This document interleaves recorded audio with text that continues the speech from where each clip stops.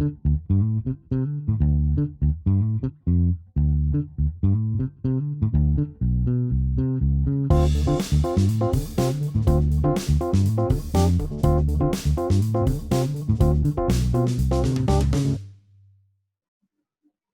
so நாம் தொடர்ந்து அந்த 9வது பாடத்துல what makes God smile, ஆண்டவருடைய முகத்துல அல்லது அவரை மகிழ்ச்சி அடைய செய்வது என்ன என்பதை நாம் பார்த்து கொண்டிருக்கிறோம். ஏற்கனவே நம்ம அதுல முதலாவதாக God smiles when we love him supremely, உயிருக்குயிராய் நம்ம அவரை நேசிக்கும் போது அவருடைய முகத்துல பெரிய மகிழ்ச்சி சந்தோஷம் இருக்கும் என்று பார்த்தோம்.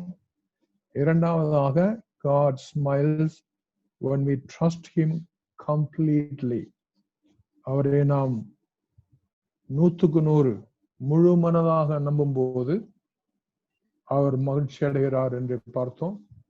அதுபோல மூணாவதாக God smiles when we obey him wholeheartedly, முழு மனதோடு கீழ்ப்படியும் போது அவருக்கு பெரிய சந்தோஷ மகிழ்ச்சி உண்டாக்குறது. ஏனென்றால் அவர் நம்முடைய ஆண்டவர், நம்மை படைத்தவர், நம்ம மேல கருசனையும் அக்கனையும் உள்ள அருமையான தெய்வம். எனக்கு அந்த நான் சொல்லும் போது நீங்க ஆகையினால அவரை நாம் பிரியப்படுத்துவது நம்முடைய தலையாய கடமையா இருக்கிறது. இன்னைக்கு நாம 4-5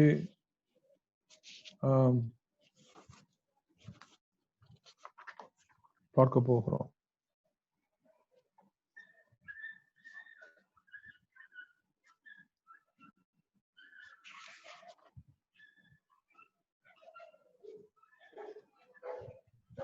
மூணாவது யாருக்கா ஞாபகம் இருக்கா? மூணாவது நம்ம பார்த்தோமா? ரூபியமா மூணாவது முடிச்சிட்டோமா?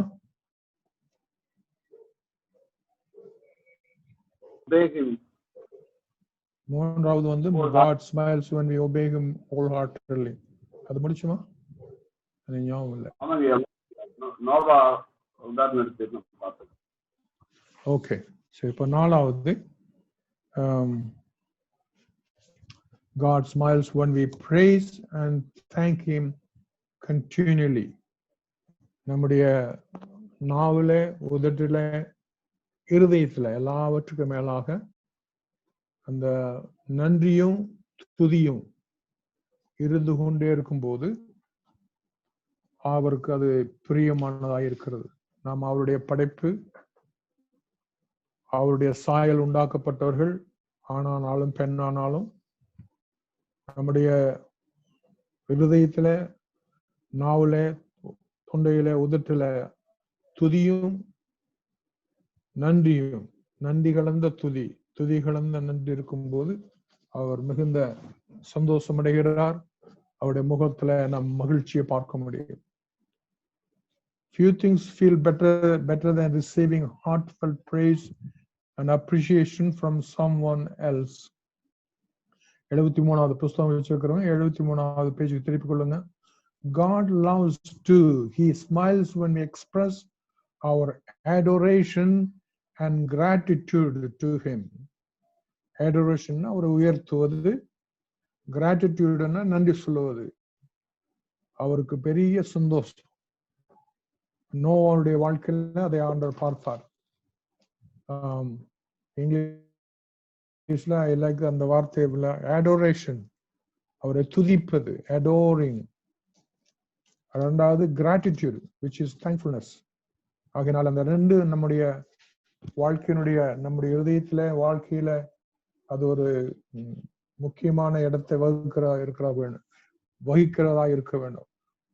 Noah's life brought pleasure to God because he lived with a heart of praise and thanksgiving.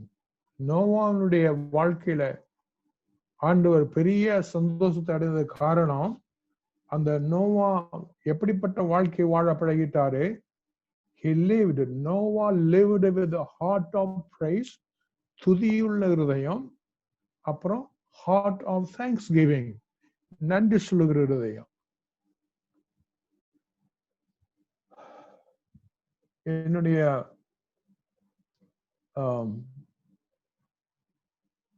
நம்முடைய கலாச்சாரத்துல சொல்லுங்க. மூணாவது பாயிண்ட் இன்னும் நம்ம பேசலையா? ஆமா. Okay okay okay, sorry. Thank you for reminding. ஏன்னா அது நான் 2-3 முறை பல முறை அதை டீச் பண்ணதுனால எனக்கு ஞாபகம் விட்டு போச்சு. சாரி. திரும்ப we will go back to page 71, 71வது பக்கத்துக்கு போவோம். அதுல God smiles when we obey him. Okay, thank you. Thank you for reminding me.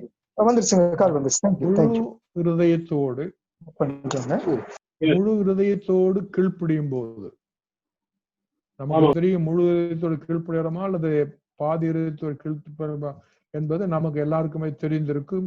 ஏன்னா நம்முடைய மனசாட்சி சொல்லும். சோ அந்த தலைப்புல saving the animal population from wonderful flood required great attention to logistic and detail. அதாவது இப்ப நான் படித்த வாரத்தை லைன்ல ஆண்டவர் நோவாவையும் அவருடைய மனைவியும் மருமக்களை மாத்திரம் வர சொல்லல, ஏராளமான மிருகங்களை பறவைகளை வர சொன்னார். அவங்க வரணும்னு சொன்னார். அவங்களை கொண்டு சேர்க்கறதுக்குள்ள கிருபையும் அதிகாரமும் ஆண்டவர் கொடுத்திருந்தார் நோவாவுக்கு. Everything had to be done just as God prescribed it. ஆண்டவர் சொன்ன பிரகாரம் அந்த மிருகங்கள், அந்த பறவைகள் அந்த பேழைக்குள்ள வந்து சேரணும். இந்த பேழையை பத்தி சொல்லும் போது அல்லது அந்த கப்பலை பத்தி சொல்லும் போது ஏதாவது ஒரு இஷ்டத்துக்கு ஒரு கப்பல் செய்யணும்ன்ற சொல்லல. அந்த பேழை அல்ல அந்த கப்பல், அந்த கூடாரம் ஆண்டவர் ஸ்பெசிபிக்காக அதோடைய சைஸ், இந்த சைஸ்ல தான் இருக்கணும், ஸ்பெசிபிக்காக சைஸ் சொன்னார். அதோடைய ஷேப் எப்படிப்பட்ட ஷேப்ல இருக்கணும் அதே சொன்னார். சைஸ், ஷேப்பு, அப்புறம் எப்படிப்பட்ட மெட்டீரியலால் அது செய்யப்படணும், எப்படிப்பட்ட பொருள் செய்யப்படுவோம்ங்கிற அந்த டீட்டெயில்ஸ் எல்லாம் தேவன் நோவாவுக்கு கொடுத்தார். நோவாவோ அத்தனை டீட்டெயில்ஸையும் சொன்ன பிரகாரம் செய்தார் என்று நம்முடைய வசனத்தை நாம் வாசிக்கிறோம். 10வது வசனத்துல ஆதியாகமம் 6ஆம் அதிகாரம் 22ஆம் வசனத்துல அத்தனை இப்ப நான் சொன்னதெல்லாம் அடங்கி இருக்கிறது. ஆதியாகமம் 6ஆம் அதிகாரம் 22ஆம் வசனம். நம்ம மத்தியில தம்பி ஹரி இருக்காரு, நான் வாசிக்கும்படி அன்பா கேட்கிறேன். வாசிப்பா. நோவா அப்படியே செய்தான், தேவன் தனக்கு கட்டளையிட்டபடி எல்லாம் அவன் செய்து முடித்தான். பாத்தீங்களா? நோவா அப்படியே செய்தார், தேவன் தமக்கு கட்டளையிட்டபடி எல்லாம். அதாவது சைஸ், ஷேப்பு, அதனுடைய உருவம், அதனுடைய அளவு, எப்படிப்பட்ட மரங்களால செய்யப்பட வேணுங்கிறத அப்படியே செய்தார். அதுதான் நோவா வாழ்க்கையில் நாம் காண்கிற கீழ்ப்படிதல். தன்னுடைய சௌகரியத்துக்கு அவர் மாத்திரல. நம்ம ஒருத்தர் ஒரு வேலை சொன்னாங்க, அவங்க சௌகரியத்துக்கு மாத்திடுவாங்க. ஆனா நோவா அப்படி செய்யல. இங்கிலீஷ்ல அதை வாசிக்கும் போது Noah did everything exactly as God commanded him. Exactly. அவர் எப்படி பிரிஸ்கிரைப் பண்ணாரோ அதே மாதிரி செய்தார். 72வது பேஜ்ல notice that Noah obeyed completely. Noah exactly கீழ்ப்படிந்தார். Noah completely கீழ்ப்படிந்தார்.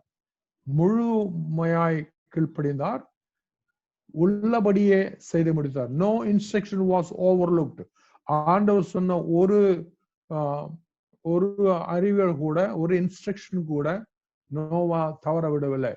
He obeyed exactly in the way the time God wanted it in. அதே போல ஆண்டவர் குறிப்பிட்ட அந்த டைம்ல நோவா செய்து முடித்தார். ஸோ நாம் தேவனோடு கூட பழகுற நம்ம டைம்ல ஸ்பெசிஃபிக்கா இருக்கணும், அவர் சொல்ற சைஸ்ல ஸ்பெசிஃபிக்கா இருக்கணும்.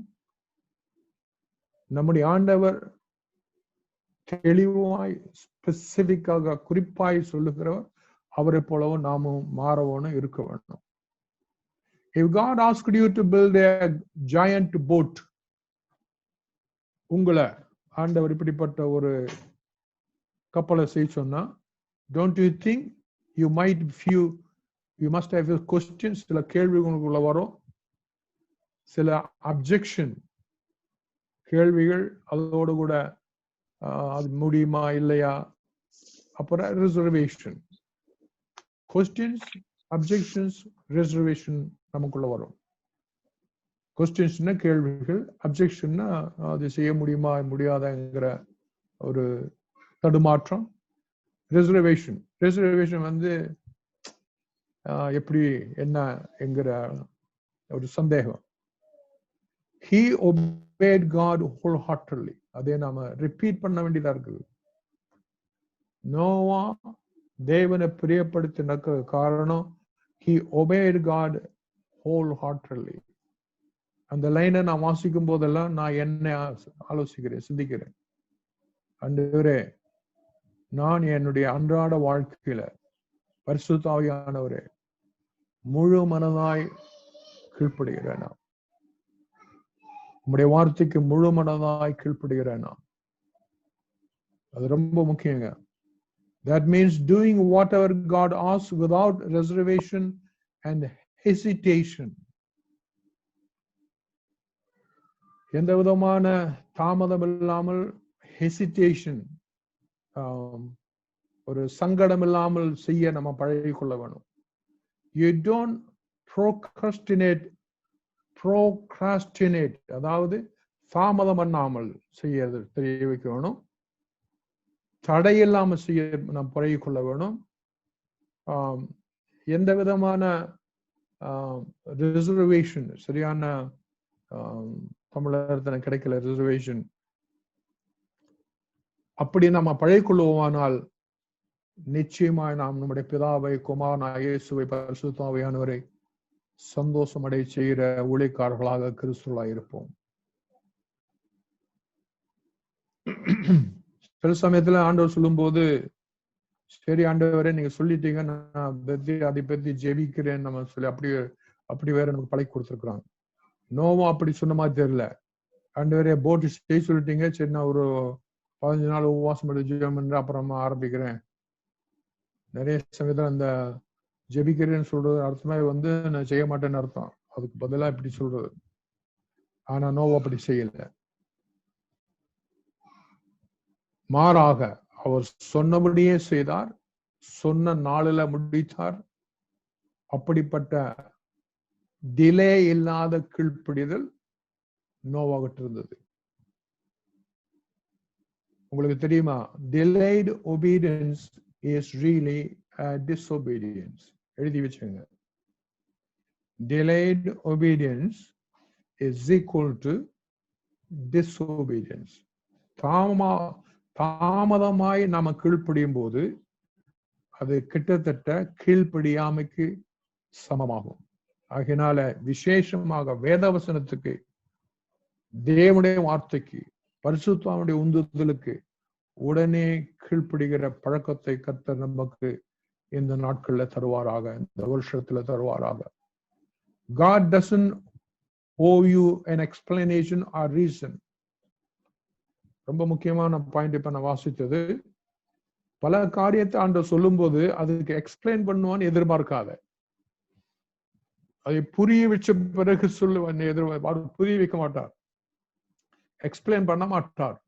அவர் எதிர்பார்க்கிறது ஒபீடியன்ஸ் தான் எதிர்பார்ப்பார், அல்லது ரீசன், காரணத்தையும் சொல்ல மாட்டார். நிறைய சமயத்துல எக்ஸ்பிளைனும் பண்ண மாட்டார், காரணம் சொல்ல மாட்டார்.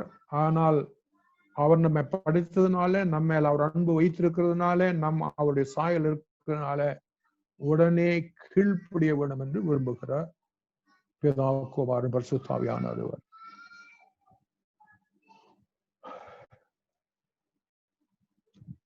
Instant obedience will teach you more about God than a lifetime Bible discussion. கவனிங்க, இந்த நான் வாசின இந்த வார்த்தை. Instant obedience will teach you more about God than a lifetime Bible study. தேவன் சொன்ன வார்த்தைக்கு உடனே கீழ்ப்படியும் போது 6 மாசம் 6 வருஷம் படிக்கிற அந்த பைபிள் ஸ்டடியை விட ஆண்டவர் உனக்கு அதிகமான தெளிவுகளை கொடுப்பார். எப்போ? கீழ்ப்படியும் போது. அந்த லைன் அந்த 72ஆம் பேஜ்ல instant obedience will teach you more. உடனே கீழ்ப்படியும் போது அதுல வருகிற லேர்னிங், அதுல வருகிற படித்துக் கொள்ளுதல், அதுல கிடைக்கிற லெசன் எதை விட மேலானது? பைபிள் ஸ்டடியை விட அல்லது டிஸ்கஷனை விட மேலானது. In fact, you will never understand some commands until you obey them first. சில கட்டளைகளை, ஆண்டவர் சொல்ல சில கட்டளைகளை எப்ப நமக்கு புரியும்? கீழ்ப்படிந்த பிறகு. கீழ்ப்படிக்கு முன்னாடியே எனக்கு இதை விளக்கி சொல்லுங்கன்னா அவர் சொல்ல மாட்டார். விளங்காது, சொன்னாலும் விளங்காது. ஆகினால you will never understand some commands, ஆண்டவருடைய சில கட்டளைகள் ஏன் என்று புரியாது எப்ப வரலும் கீழ்ப்படிய வர. சோ இதே இப்ப இன்னொரு வார்த்தை சொல்ல போறேன். Obedience unlocks understanding. Obedience unlocks understanding. கீழ்ப்படிதல் புரியாதவைகளை, விளங்காதவளை விளங்க செய்யும். அல்லேலூயா. Obedience unlocks understanding. கீழ்ப்படிதல் மூலமாக பரத்துக்குரிய காரியங்களை எளிதாய் புரிந்து கொள்ளும். அப்படி ஆண்டவர் செய்கிறார். Often we try to offer God partial obedience. அநேக சமயத்துல நம்ம கொஞ்சம் கீழ்ப்படியது, கொஞ்சம் கீழ்ப்படியல. நம்ம எல்லாருமே அந்த தவறுகளை செய்யறோம். Often we try to offer God partial obedience. பாதி. We want to pick, choose and command. சில சமயத்துல நம்ம அதைய நமக்கு வசதியானவர்களை தெரிந்து கொண்டு அதை அதுக்கு கீழ்ப்படிய வேண்டும் என்று பண்ணக்கூடாது. ஐயா சாரி ஐயா, கொஞ்சம் சவுண்ட் குழந்தைங்க ஜாஸ்தியா இருக்கு, ரெக்கார்டிங் போயிட்டு இங்க ஆள் இல்லாம ஒரு சிக்கல் இருக்கு. பரவாயில்லைங்க. ஆமா, அது பைதே பேசி சொன்னாங்க, அங்க சில்ட்ரன் சவுண்ட் ஜாஸ்தியா இருக்கு. இன்னைக்கு எங்க ஏரியாவில் கொரோனா, எங்க தெரு பக்கத்து வீட்லயே கொரோனா அங்க இப்போ குழந்தைகளை நாங்கள் வெளியே அனுப்பக்கூடாத நிலைமையில் இருக்கிறப்ப நேற்றுக்கெல்லாம் அவங்க வெளியே போய் ரோட்ல விளையாடிட்டு இருந்தாங்க. இன்னைக்கு போக முடியாத நிலைமையில் இருக்கும். ஸோ தயவு செஞ்சு பொறுத்துக்கும்படி அன்பாய் கேட்டுக்கொள்கிறேன். All right. Often we try to offer God partial obedience. We want to pick and choose the commandments we obey. நமக்கு வசதியா இருக்க கீழ்ப்படுகிற பழக்கம் நல்ல பழக்கம் அல்ல. இது எனக்கு ஏற்றதா இருக்குது, இதுக்கு நான் உடனே கீழ்ப்படிவேன், இது எனக்கு வசதியா இருக்குது, இது எனக்கு வசதி இல்லை அதனால நான் கீழ்ப்படிய மாட்டேன் என்கிறது நல்ல பழக்கம் அல்ல. அது we make list of the commands we like and obey. நமக்கு பிரயோஜனமானதை மாத்த ஏற்றுக்கொண்டது மற்ற விட்டுறோம். அப்படி இருக்கக்கூடாது. We think we are unreasonable, difficult, expensive, unpopular. சில சமயத்தில் ஆண்டவர் சொல்லுகிறது நம்ம நினைக்கிறோம், இது என்னால எப்படி செய்ய முடியும்? எல்லாருக்கும் இந்த கேள்வி வருகிறது. இந்த வசனத்தை நான் எப்படி கீழ்ப்படிய முடியும்? இந்த வசனத்தை நான் எப்படி என் வாழ்க்கையில கொண்டு செல்ல முடியும்? ஆனாலும் ஆவியானவர் கீழ்ப்படுகிற மனம் இருக்கும் போது நமக்கு அதுக்குள்ள தெளிவும் பலனும் கொடுப்பார். சில கிறிஸ்துவ எப்படி இருக்கிறாங்க? உதாரணமாக, நான் சர்ச்சுக்கு போவேன், ஆனா காணிக்க போட மாட்டேன். அதோட அர்த்தம் என்ன தெரியுங்களா? அதான் பார்ஷியல் ஒபீடியன்ஸ். நான் இதை செய்வேன், அதை செய்ய மாட்டேன். நான் இயேசுவை ஏற்றுக்கொள்ளுவேன், ஆனா ஞானஸ்நானம் எடுக்க மாட்டேன். அதுக்கு பேரு partial obedience. அப்படிப்பட்ட கிறிஸ்து நமக்கு இருக்குமானால் பரிசுத்த ஆவியானவர் நம்மை அதிலிருந்து வெளியே கொண்டு வர நமக்கு இன்றைக்கு உதவி செய்கிறார். நான் இன்னொரு உதாரணம், நான் ஒழுங்காக பைபிள் படிப்பேன், ஆனா குறிப்பிட்டு அந்த நபரை நான் மன்னிக்க மாட்டேன். இந்த மாதிரி நம்ம வைக்கிறோமாக்க நம்முடைய விசுவாசத்துல, நம்முடைய பரிசுத்த வாழ்க்கையில நமக்கு வசதிகள். So your partial obedience is disobedience. Partial obedience is disobedience. பாதி உபயம்ன்றது அதுவும் கீழ்ப்படியாமதான். Wholehearted obedience is done joyfully and enthusiastically. முழு மனதோடு நாம ஆண்டவர் கீழ்ப்படியும் போது அவருடைய முகத்துல மகிழ்ச்சி, நமக்கு ஒரு ஜாய் வரும், ஒரு சந்தோஷம் வரும், அதோடு கூட உற்சாகம், enthusiasm. 11வது வசனம் 6வது ஆதியாகமம் 11 எபிரேயர் 11:7 வசனம் வாசிப்போம். எபிரேயர் 11ஆம் அதிகாரம் 7ஆம் வசனத்துடைய முதல் பகுதி. விசுவாசத்தினாலே நோவா அக்காலத்திலே காணாதவைகளை குறித்து தேவன் எச்சரிப்பு பெற்ற பயபக்தியுள்ளவனாகி தன் குடும்பத்தை இரட்சிப்புக்கு பேழைக்கு உண்டு பண்ணினான். விசுவாசத்தினாலே நோவா. இங்கிலீஷ் பைபிள்ல விசுவாசத்தினாலே நோவா obeyed God gladly அப்படின்னு இங்கிலீஷ் டிரான்ஸ்லேஷன் இருக்கு. இப்ப அந்த தமிழ்ல வாசித்த அந்த எபிரேயர் 11:7 வசனம் இங்கிலீஷ் ஒரு டிரான்ஸ்லேஷன் எப்படி இருக்கு தெரியுங்களா? நோவா obeyed God gladly அல்லது enthusiastically, மகிழ்ச்சியோடு கீழ்ப்படிந்தார், சந்தோஷத்தோடு கீழ்ப்படிந்தார். அதே போலதான் தாவீது குறித்து வாசிக்கும் போது இன்னொரு வசனத்தை நாம் வாசிப்போம். தாவீது சங்கீதம் 119:33 அவர் எப்படி கீழ்ப்படிந்தார் என்று, எப்படி ஆண்டவர் பிரியப்படுத்தினார், எப்படி ஆண்டவர் சமூக முகத்துல மிகுந்த மகிழ்ச்சி உண்டாக்கினார் என்பதை சங்கீதம் 119:33 வாசிப்போம். கர்த்தாவே, உமது பெருமானங்களின் வழியை எனக்கு போதியும், சரி, முடிவு பர்ந்தும் நான் அதை காத்துக் கொள்வேன். ஓகே. அதே சங்கீதத்தின் ஒருவேளை அந்த இங்கிலீஷ்ல தமிழ்ல வித்தியாசம் இருக்கலாம். அந்த வசனத்தை சங்கீத வாசித்த இங்கிலீஷ் பாருங்க. Just tell me what to do, I will do it. தாவீது சொல்கிறார், Lord, tell me what to do, I will do it. ஆண்டவரே, எனக்கு நீ சொல்லும், நான் அதை செய்வேன். As long as I live, I will wholeheartedly obey. இப்படிதான் அந்த சங்கீதம் இங்கிலீஷ்ல இப்படி translate பண்ணிருக்கிறாங்க. As long as I live, நான் உயிரோடு இருக்க மட்டும், I will wholeheartedly obey. முழு மனதோடு மகிழ்ச்சியோடு நான் கீழ்ப்படிவேன் என்று தாவீது சொல்லுகிறார், நோவா சொல்லுகிறார், யோசேப்பு செய்து காட்டினார், ஆபிரகாம் செய்து காட்டினார். நமக்கு முன்னாடி போன அநேக தேவ பக்தர்கள், ஆண்கள் பெண்கள் செய்திருக்கிறாங்க. பிரியமானவர்களே, நீங்களும் நானும் முழு மனதோடு கீழ்ப்படிய பரிசுத்த ஆவியானவர் என்கிற அற்புதமான third person of Trinity, திரித்துவத்தினுடைய மூணாவது நபர் ஆகிய பரிசுத்த ஆவியானவரை கர்த்தர் நமக்கு தந்திருக்கிறார். அவருடைய உதவியோடு கூட அதை செய்ய நாம் முன் வருவோம், முடிவெடுப்போம். இனி யாக்கோப்பு அதை சொல்லும் போது எப்படி சொல்லுகிறார்? James speaking to Christians. யாக்கோப்பு கிறிஸ்துவர்களுக்கு எழுதும் என்ன எழுதுகிறாரு?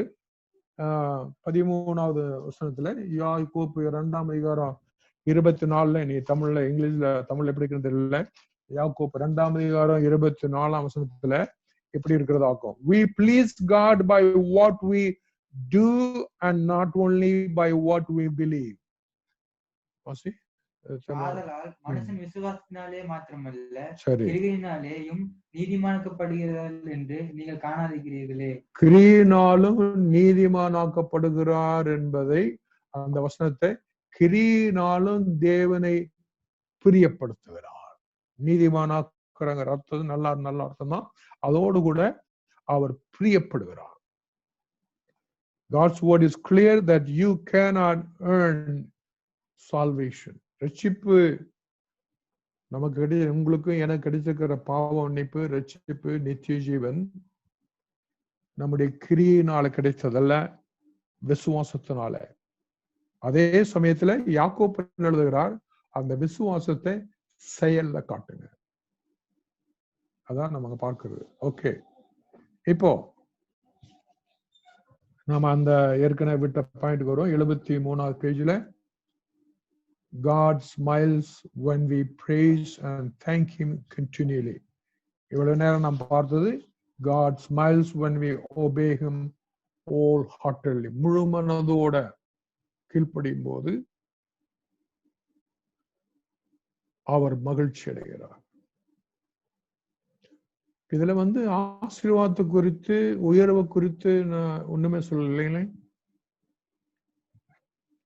அப்ப ஆசீர்வாதம் வராதா, உயர்வு வராதா, எனக்கு நன்மை செய்ய மாட்டாரா, நான் அவரை மாத்திரம் சந்தோஷப்படுத்திட்டு இருந்தா எனக்கு என்ன கிடைக்கும் அப்படிங்கிற கேள்வி எழக்கூடும். ஆனால் பிரியமானவர்களே, நம்முடைய சாதாரண நம்மோடு கொடுக்கிற நம்முடைய பெற்றோரை மகிமைப்படுத்தினாவே, அவங்க பெற்றோரை நம்ம சந்தோஷப்படுத்தினாவே, அவர்கள் நம்முடைய இருதயத்தின் ஆசைகளை நிறைவேற்றும் போது இந்த அற்புதமான தேவன் நம்முடைய இருதயத்தின் ஆசைகளை நிச்சயம் நிறைவேற்றுவார். செய்திருக்கிறார், செய்து கொண்டிருக்கிறார். 2 சாமுவேல் நீங்க டைம் இருக்கும் போது எடுத்து படிச்சு பாருங்க. 2 சாமுவேல் 7ஆம் அதிகாரத்துல தாவீது ஆண்டவருக்காக ஒரு ஆலயம் கட்ட வேண்டும் என்று விரும்புகிறார். அந்த கீழே படிச்சு பாருங்க. அந்த 7ஆம் அதிகாரம் 2 சாமுவேல் 7ஆம் அதிகாரத்தை கீழே படிச்சு பாருங்க. அந்த விருப்பத்தை பார்த்த தாவீது, தேவனுக்கு ஆலயம் கட்ட வேண்டும் விருப்பத்தை பார்த்த தேவன் எப்படிப்பட்ட, என்னுடைய வேலை 7 வித்தியாசமான உன்னதமான ஆசீர்வாதங்களை ஆண்டவர் வாக்குத்தத்தம் பண்ணார். அதெல்லாம் இப்ப எடுக்க நேரம் இல்லை. அதனால அவர் எனக்கு ஆசீர்வாதம் எப்ப தருவாரு அப்படின்னு நீங்க ஏங்கி சோர்ந்து போடாதீங்க. சரி, 4வதாக God smiles when we praise him and thank him. நம்ம ஏற்கனவே அதை ஆரம்பித்தோம். நன்றியுள்ள இருதயம், grateful heart, thankful இருதயம், நன்றியுள்ள இருதயம், adoration உள்ள இருதயம், praise உள்ள இருதயம். அதுக்கு ஒரு வசனம் வாசிப்போம். நோவா வாழ்க்கையில 15வது வசனம், 15 ஆதி 8ஆம் அதிகாரம்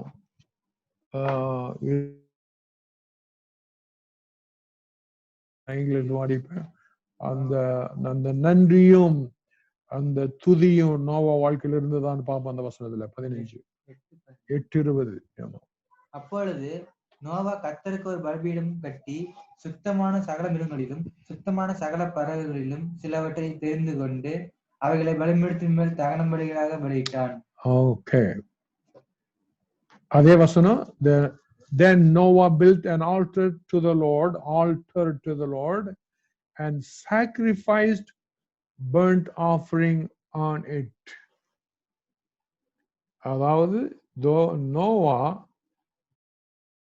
தேவனுக்கு தன்னுடைய நன்றி கடனாக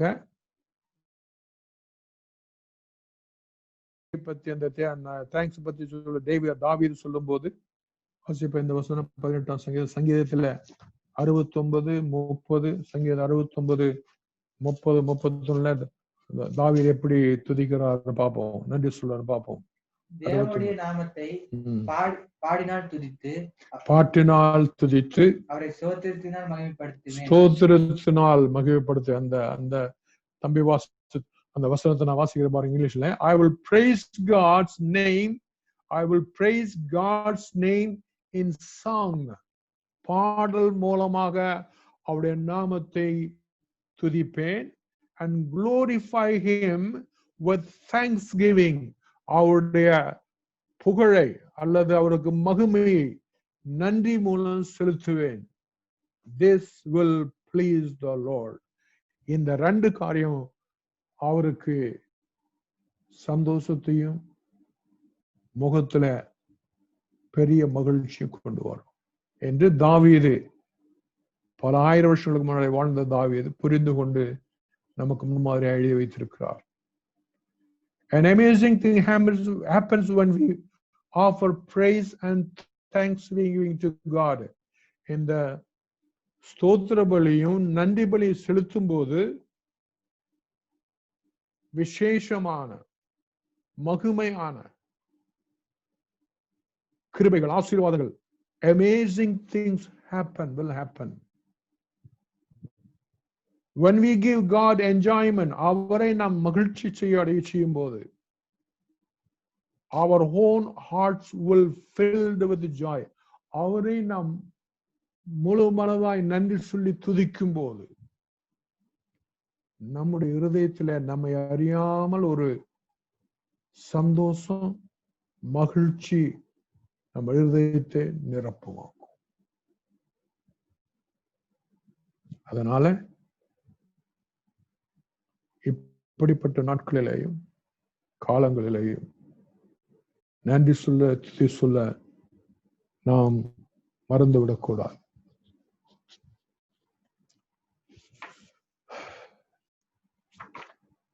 அதை பத்தி நான் இன்னும் ஒரு 2 லைன் இருக்கு, ஆனா நான் அடுத்த சப்ஜெக்ட் போக விரும்புகிறேன். 74வது பக்கத்துல 5வது, இது ரொம்ப கடைசி, மொத்தம் 5 காரியங்களால தேவனை நாம் மகிழ்ச்சி செய்ய வேண்டும் என்று நாம் சிந்தித்துக் கொண்டிருக்கிறோம்.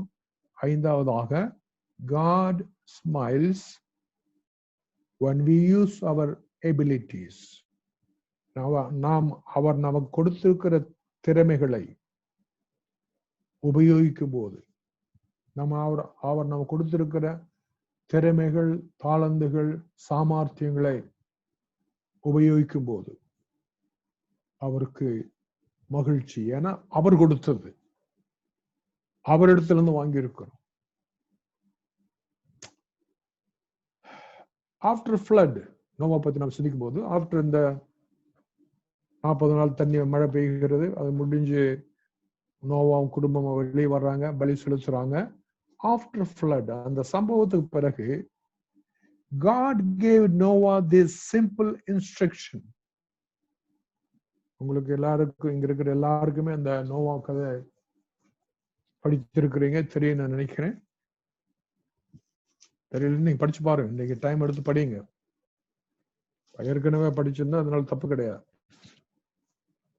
இங்க ஒரு முக்கியமான காரியத்தை நம்ம பார்க்க போகிறோம். மிக முக்கியமான, நீங்க சிந்திக்கணும், செயல்படணும். ஆஃப்டர் ஃப்ளட், அதாவது இந்த சம்பவம் நடந்த பிறகு, இந்த மழை வந்து 40 நாள் மழை வந்து அந்த காரியங்களாம் முடிந்த பிறகு, God gave Noah simple instruction அப்படின்னு வாசிக்கிறோம் 74 பேஜ்ல. சாதாரண ஒரு கட்டளை பிறப்பிக்கிறார் ஆண்டவர். என்னது? 20ஆம் வசனம், ஆதி 9ஆம் அதிகாரம் 1ஆம் வசனம், 1ஆம் வசனமும் 3ஆம் வசனமும், ஆதி 9ஆம் அதிகாரம் 1, 3, 2 வாசிகளை சேர்ந்து வாசி. பின்பு தேவன் நோவாவையும் அவன் குமாரனையும் ஆசீர்வதித்து நீங்கள் பழகி பெருகி பூமியை நிரப்புங்கள். அப்புறம் நடமாடுகிற ஜீவ ஜந்துகள் யாவும் உங்களுக்கு ஆகாரமாய் இருப்பதாக.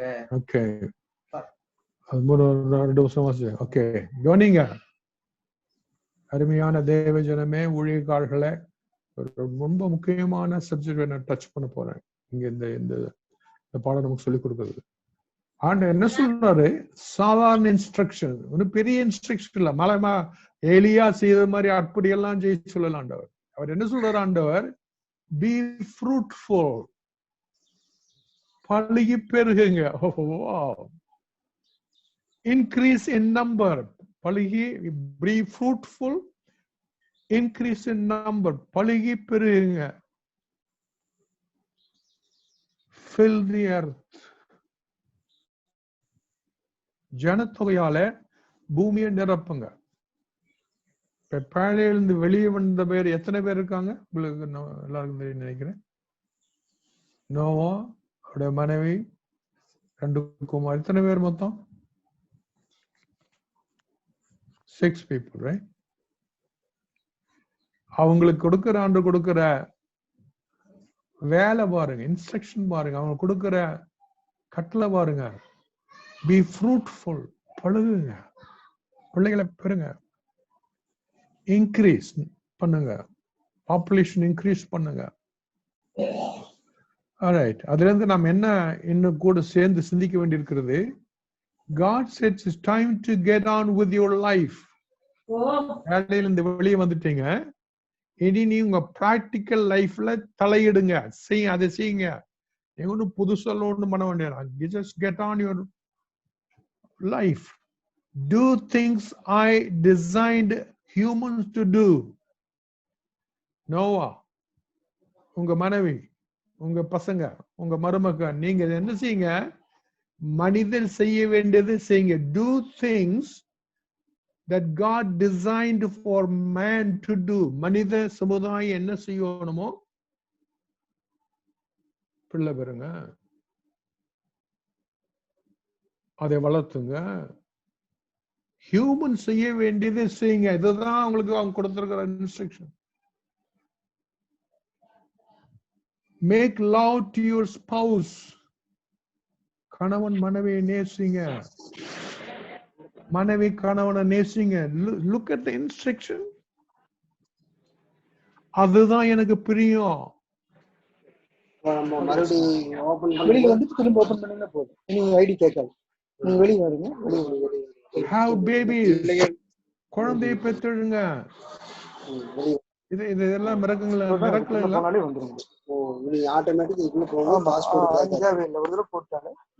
Raise families. பிள்ளைகளை பெற்றெடுத்து அவங்க வளருங்க. அதை நான் பார்க்கணும், அது எனக்கு பிரியம். எப்படி நீங்க சிந்திச்சீங்களா? பாவம். Plant crops and eat meals. விவசாயம் பண்ணுங்க, எடுத்து சாப்பிடுங்க, விவசாயத்தை எடுத்து சாப்பிடுங்க. Just be humans. எப்படி யாருங்க? Just be மனுஷர்களா இருங்க. ஒண்ணும் புதுசல்ல ஒண்ணுமா. இதெல்லாம் எனக்கு சந்தோஷம் உண்டு. ஆண்டவர் சொல்லுகிறார், இதை நான் பிரியப்படுகிறேன். நீங்க பிள்ளைகளை பெற்றெடுக்க நான் பிரியப்படுகிறேன். நீங்க பிள்ளைகளை ஒழுங்கா வளர்க்க நான் பிரியப்படுகிறேன். கணவன் மனைவியும் சந்தோஷமா இருக்கிறத நான் பிரியப்படுகிறேன்.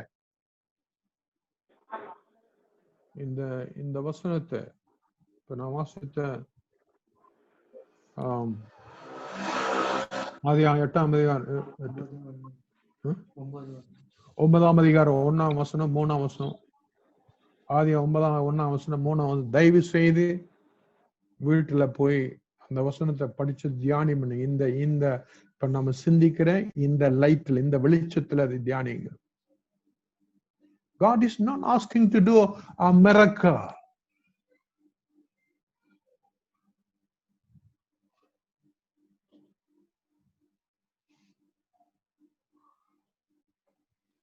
You may feel that only time God is pleased with you is when you are doing spiritual activities.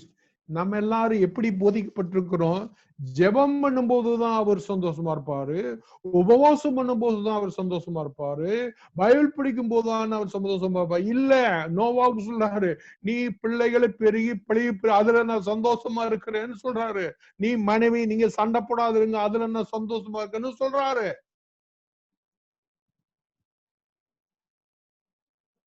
நம்ம ரொம்ப சூப்பர் ஸ்பிரிச்சுவல் ஆகி என்ன ஆயிட்டோம்?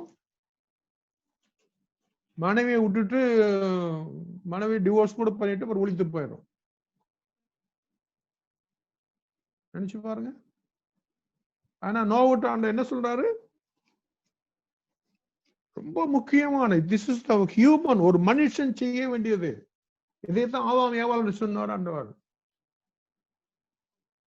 இன்னும் கீழே இருக்கு, இன்னும் நிறைய காரியங்கள் கீழே இருக்கு. நம்ம என்ன நினைக்கிறோம்? பைபிள் படிக்கும் போது அவர் ரொம்ப சந்தோஷமா இருக்கிறார். சர்ச்சுக்கு போகும்போது அவர் ரொம்ப சந்தோஷமா இருக்காரு. ஜெபம் பண்ணும் போது அவர் அதிகமா சந்தோஷமா இருக்காரு.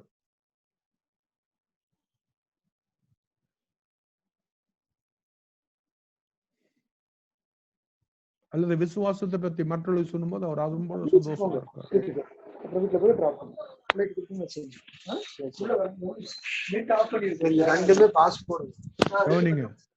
God enjoys watching every detail.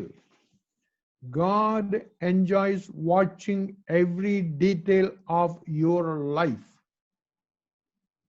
உன்னுடைய வாழ்க்கையில நோவாவும் அவருடைய மகனும் மருமக்களும் மகளும் அவருடைய மனைவியும் அவங்க ஒவ்வொரு நாளும் செய்கிற அந்த அந்த பிராக்டிக்கல் லைஃப்ல ஆண்டவர் கவனிக்கிறார், சந்தோஷப்படுகிறார்.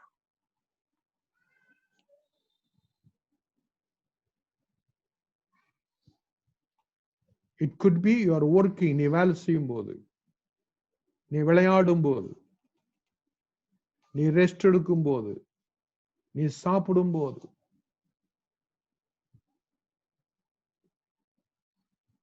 நோவாவும் மனைவியும் சாப்பிடும் போது ஆண்டவர் துக்கமா இருப்பார் நினைக்கிறீங்களா? ஜெபம் பண்ணாம சாப்பிட்டுட்டு இருக்காங்க. ஏங்க சாப்பிட விட்டு போட்டு ஜெபமே பண்ணிட்டு இருக்கோனுங்க. எப்படி? அதனாலதான் ஜஸ்ட் பி ஹியூமன்.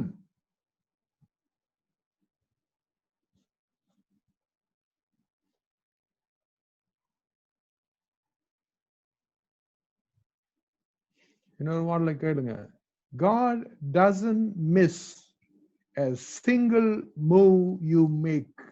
நீ தேவனுக்காக ஜீவிக்கும் போது, இயேசுவின் நாமத்திலே ரட்சிக்கப்பட்டு அவருடைய பரிசுத்த ஆவியை பெற்று அவருடைய வார்த்தைக்கு முதலிடம் கொடுத்து அப்படிப்பட்ட வாழ்க்கை நீ வாழும்போது, God doesn't miss a single move you make. நீ அசைகிற ஒவ்வொன்றிலும் அவர் காணாமல் இருக்கிறது இல்லையா?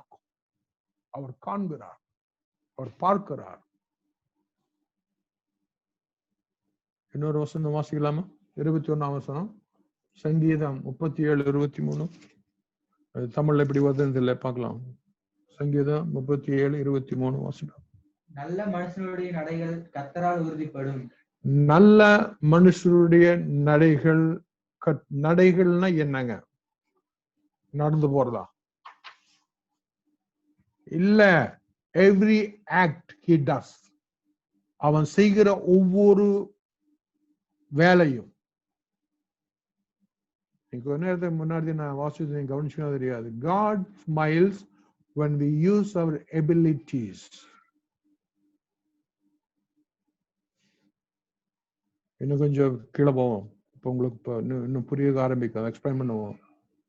Every human activity except sin, பாவத்தையும் அக்கிரமத்தையும் மீறுதலையும் தவிர அதை அவர் பார்த்து என்ஜாய் பண்றதில்ல. நாம் பாவம் செய்யும் போது அவர் அதை விரும்புறதில்லை. நாம மீறுதல் செய்யும் போது அதை விரும்புறதில்லை. நாம் துணிகரமாய் தேவனை தூஷிக்கும் போது அவர் விரும்புறதில்லை. பாவத்தையும் அக்கிரமத்தையும் தவிர மற்ற அத்தனை ஆக்டிவிட்டியும் தேவன் விரும்புகிறார் என்பதை இன்று உங்கள் மத்தியிலே சிந்திக்க நான் வைக்கிறேன். அதுக்காகத்தான் அவர் திறமை கொடுத்திருக்கிறாரு. அதுக்காகத்தான் அவனுக்கு எபிலிட்டி, சாமர்த்தியத்தை கொடுத்திருக்கிறாரு.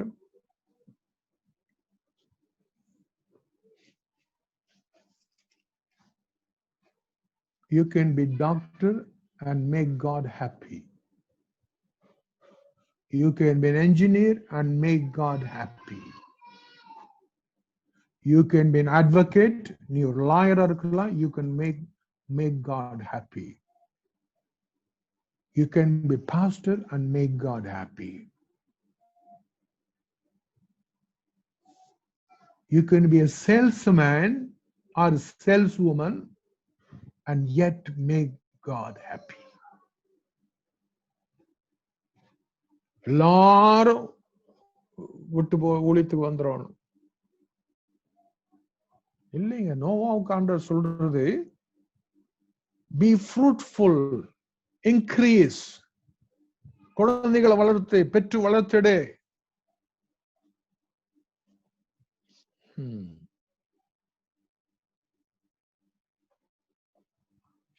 You can wash dishes. பாத்திரம் கழுகும் போது, வீடு பெருக்கும் போது, சமையல் செய்யும் போது, sincere செய்யும் போது, God is happy. You can repair machines. Machine repair பண்றவனுக்கு திறமை ஆண்டு கொடுத்திருப்பார். ஆனால் நீ மெக்கானிக்காக இருப்பாய். ஆனால் you don't have to be pastor to please make God pleased. You can be a mechanic and technician.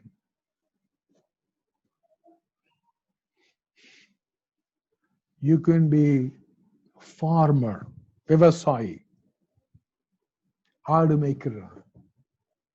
You can be a shepherd and make God happy.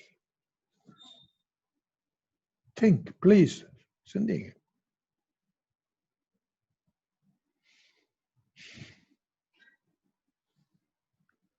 God gave you talent. ஆண்டவர் உனக்கு திறமைகளும் சாமர்த்தியம் அறிவு நுண்ணுக்கு கொடுத்திருக்கிறது. He enjoys. நீ அதை ஆபரேஷன்ல போடும்போது he enjoys. நீங்க ஒரு புது செல்போனை இன்வென்ட் பண்ணலாம், invention, and God will be happy because ஆண்டவர் அந்த அறிவு உனக்கு கொடுத்திருக்கிறார். ஆண்டவர் அந்த படிக்கிற திறமை எனக்கு கொடுத்திருக்கிறார். ஆண்டவர் உனக்கு அந்த படிச்சு பாஸ் பண்ற அந்த எபிலிட்டி, அந்த திறமை God gave it. It's not yours.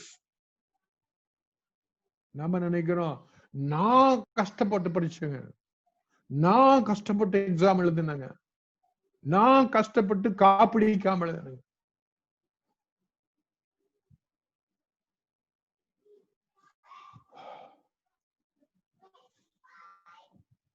Every day சபை மக்களுக்கு இதை போதிக்கணுங்க. நிறைய பேர் நினைக்காங்க, நான் பாஸ்டர் இல்லையே, நான் எப்படி தேவனை மயப்படுத்துது, நான் பாஸ்டர் மனைவியா இல்லையே, நான் எப்படி தேவனை மயப்படுத்து, நான் தான் டீச்சர் ஆச்சேன், நான் எப்படி தேவனை மயப்படுத்து, நான் ஒரு டீச்சர் தேவனை மயப்படுத்த, நான் பாஸ்டர் மனைவி தான் மயப்படுத்த முடியும். It's a wrong conception in the வசனத்தை பிரகாரம்.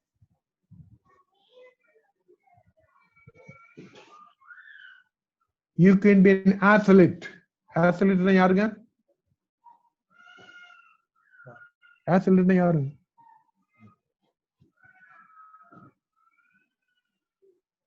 ஒலிம்பிக்ல ஓடுற அல்லது ஃபுட்பால் பிளே பண்ற அந்த கிருபை, அந்த சாமர்த்தியம் ஆண்டவனுக்கு கொடுத்ததாகும். ஸ்போர்ட்ஸ்மேன், விளையாட்டு வீரர். தேங்க்யூ ஐயா. உங்களுக்கு தெரியுமா, ஒலிம்பிக்ல ஃபுட்பால் அல்லது கிரிக்கெட் விளையாடுற அநேக விளையாட்டு வீரர்கள் தேவனை மகிமைப்படுத்துகிறார்கள் என்று? ஏன்னா அந்த திறமை, அந்த விளையாட்டு திறமை, அந்த ஓடுற திறமை, திறமை God gave. ஆனா இன்றைக்கு இருக்கிற விளையாட்டு வீரர்கள் தேவனுக்கு மகிமை கொடுக்கிறது இல்லை. பின்ன யார் கொடுக்கறாங்க தெரியுமா? தங்களுக்கு. அதனால அவரை நம்ம துக்கப்படுத்துகிறோம். அவர் கொடுத்த திறமையை வாங்கி, அவர் கொடுத்த அறிவை வாங்கி, அவர் கொடுத்த படிக்கிற சக்தியை வாங்கி நமக்கு பேர் சேர்த்து நமக்கு புகழ் சேர்க்கிறோம், அவருக்கு சேர்க்கிறது இல்லை. ஆனால் இங்க என்ன சொல்ற ஆண்டவர் நோவாவுக்கு, நான் அற்புதம் பண்ணுவேன் குழந்தை பிறக்குன்னு சொல்லல, நீ கல்யாணம் பண்ணி குழந்தை பெற்றுக்கோ, அதை வளரு, நீ கல்யாணம் அந்த குழந்தைய முறைப்படி வளர்க்கிறத நாம் பார்த்து சந்தோஷப்படுவேன்னு சொல்றாரு.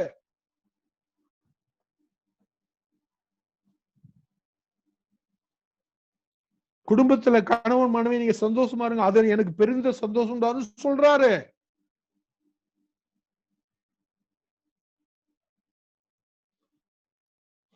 Wow.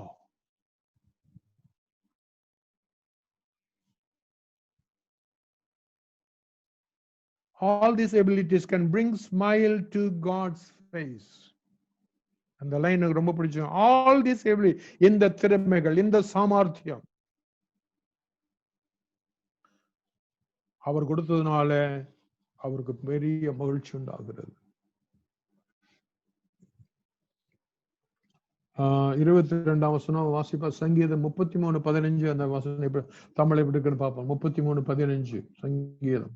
அவர்களுடைய இருதயங்களை எல்லாம் அவர் உருவாக்கி, அவருடைய இருதயங்களை எல்லாம் ஓகே அவர் செய்களை எல்லாம் கவனித்திருக்கிறார். அந்த வசனம் பாருங்க. God has shaped each person. Now he watches everything we do.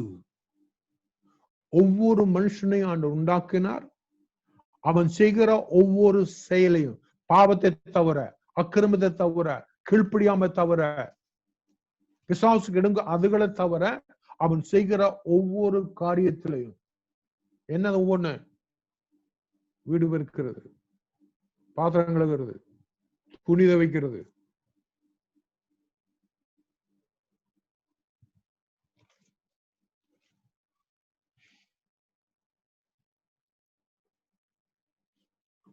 You don't bring glory or pleasure to God by hiding your abilities, by trying to be someone else.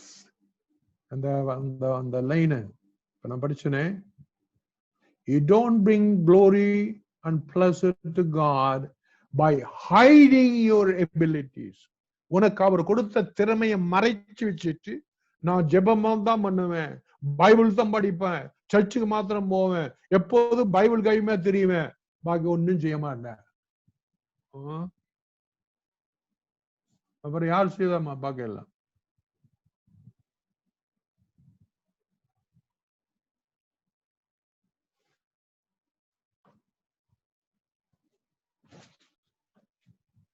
You only bring him enjoyment by being you who you are. அவர் உனக்கு கொடுத்திருக்க அறிவு திறமையா, அவர் உனக்கு கொடுத்திருக்கிற சரீர திறமையா, அவர் கொடுத்திருக்கிற மசுலா, இதெல்லாமே அவர் தந்தது. அதை நீ உபயோகிக்கும் போது, நீ படிப்புல 100க்கு 100 வாங்கும்போது அவர் சந்தோஷப்படுகிறார். அவர் கொடுத்தது. Anytime you reject any part of yourself, கவனிங்க, anytime you reject any part of yourself, நீ உன்னுடைய முழு, உன்னுடைய கையை, காலு, தலை, கண்ணு, மூக்கு, சாமர்த்திய, திறமை, வரங்கள், ஆவிக்குரிய வரங்கள், ஆவிக்குரிய வரங்கள் பரிசுத்தாவின் மூலம் கிடைக்கப்படுகிறது. பிறக்கும் போது நமக்கு சாமர்த்தியங்கள் கொடுக்க, இந்த இதுல எதையுமே நீ if you reject any part of yours, அவர் கொடுத்த எதையும் நீர் அவமதிப்பாயானால், you are rejecting God's wisdom and sovereignty in creating it. உன்னை உண்டாக்குனனுடைய முழு காரியத்தினை புரிந்துகாம தேவனை அவமதிக்கிறாய்ங்கிறதாக்கும் இப்ப நம்ம சிந்தித்துக் கொண்டிருப்பது. உன்னை உண்டாக்கினவர் திறமைகளோடு உண்டாக்கி இருக்கிறார். நான் ஏற்கனவே சொன்னேன், நீ மெக்கானிக்கா, டெக்னீஷியனா, நர்ஸா, ஹை ஸ்கூல் டீச்சரா, what's your job? What's your pastor? Bishop? What are you? What is your job?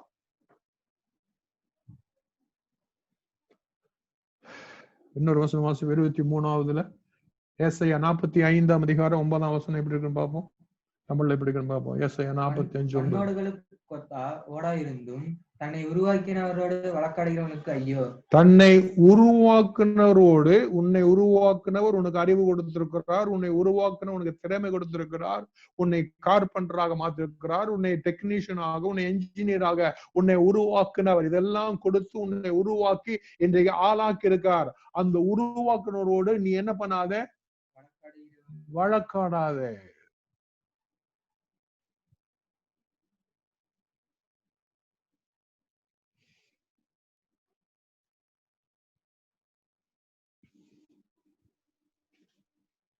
அந்த ஏசாயாவினுடைய 45:9 சிந்திக்க வேண்டிய வசனமா?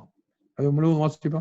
களிமண் தன்னை உருவாக்குவனை நோக்கி, களிமண் தன் உருவாக்குற நோக்கி என்ன செய்கிறார் என்று சொல்லதாகுமோ? அதனுடைய கான்டெக்ஸ்ட் எனக்கு தெரியும். ஆனா அதே சமயத்துல களிமண் எதுக்கு இப்படி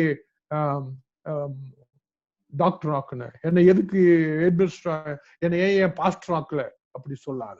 உன் கிரியையானது அவனுக்கு கைகள் இல்லை என்று சொல்வதாகுமோ?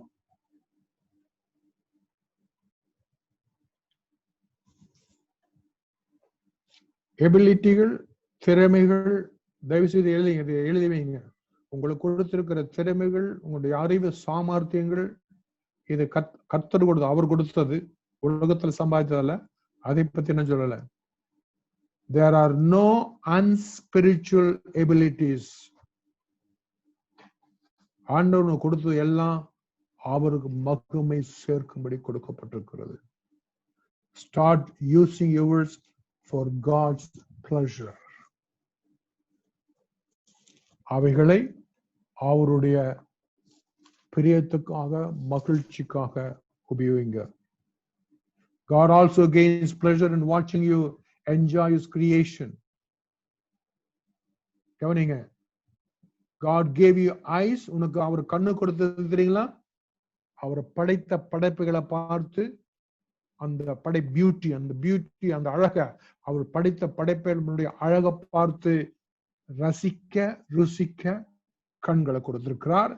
God gave you ears. காதுகளை கொடுத்ததுக்கு நல்ல இனிமையான சவுண்டுகளை, பறவைகள் முதல் மியூசிக் வர அது கேட்டு என்ஜாய் பண்ண காதை கொடுத்திருக்கிறார்.